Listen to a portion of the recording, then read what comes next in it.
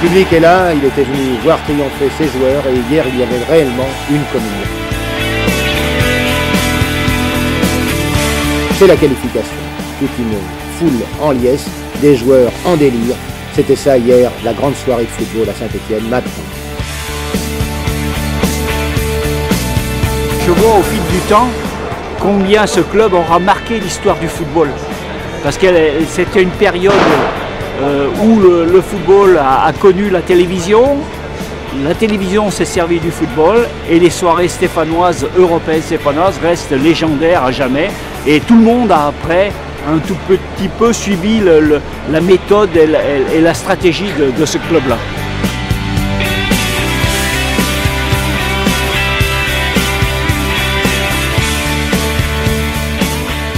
Je suis installé depuis le premier jour où j'ai pris la présidence.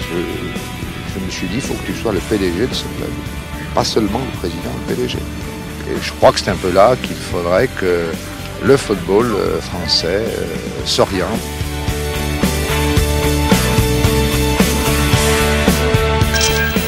Ne vous inquiétez pas, si vous nous voyez tout en vert, c'est pour marquer aujourd'hui de cette couleur particulière ce jour, ce mercredi 12 mai 1976.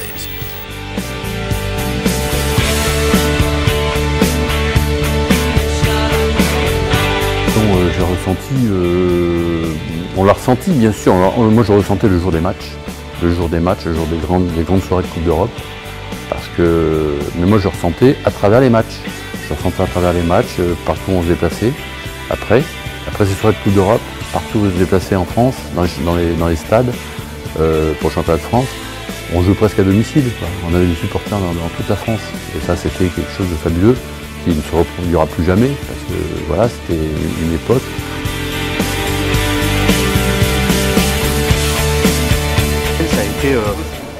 Ça a été les précurseurs du foot en France. N'oublie pas qu'à l'époque, on prenait 6 buts contre n'importe quelle équipe. On perdait même contre le Luxembourg. Non, c'est les seuls qui ont gagné. C'est les seuls. Non, mais bon, Saint-Étienne a su réconcilier tout le monde. Genre, même les Lyonnais étaient stéphanois à l'époque.